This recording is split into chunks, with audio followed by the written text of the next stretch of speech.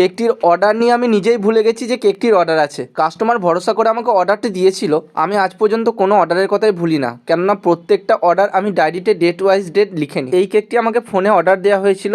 আমি ওনার কাছ থেকে কোনো অ্যাডভান্সও নিইনি, কেননা বেশিরভাগ কেক উনি আমার রেগুলার কাস্টমার হয়তো আমার কাছ থেকেই নিয়ে যান। তিনি বলেছিলেন 9 তারিখ সন্ধ্যেবেলায় আমার কেকটি লাগবে। আমি বললাম ঠিক আছে, কোনো সমস্যা নেই, আপনি পিকচার পাঠিয়ে দিন, আমি ঠিক করে নেব।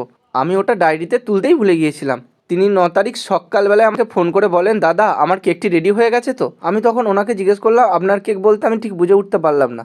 উনি বললেন এর আগের দিন সন্ধ্যেবেলায় ফোন করে আপনাকে কেকটা অর্ডার দিলাম, একটা পিকচার পাঠালাম, তখন আমার মনে পড়লো যে উনি কেকটা অর্ডার দিয়েছিলেন। আমি তখন তড়িঘড়ি কেকটাকে আগে ফিনিশিং করার চেষ্টা করলাম, ফিনিশিং করে ওটাকে ডিপে সেট করে নিতে হবে। আমার এমন ভুল কখনোই হয় না, এই প্রথমবার এমন ভুল হলো। কাস্টমারটা যদি আমাকে প্রথমে ফোন করে অ্যালার্ট না করতো, জানতে না চাইতো যে কেকটি হয়েছে কিনা, হয়তো তাহলে একটা বড় সমস্যা আমি পড়ে যেতাম। আমার কেক ডেকোরেশনটা যদি তোমাদেরকে ভালো লেগে থাকে তাহলে চ্যানেলটিকে সাবস্ক্রাইব করে সবসময় আমার পাশে থেকো তোমরা।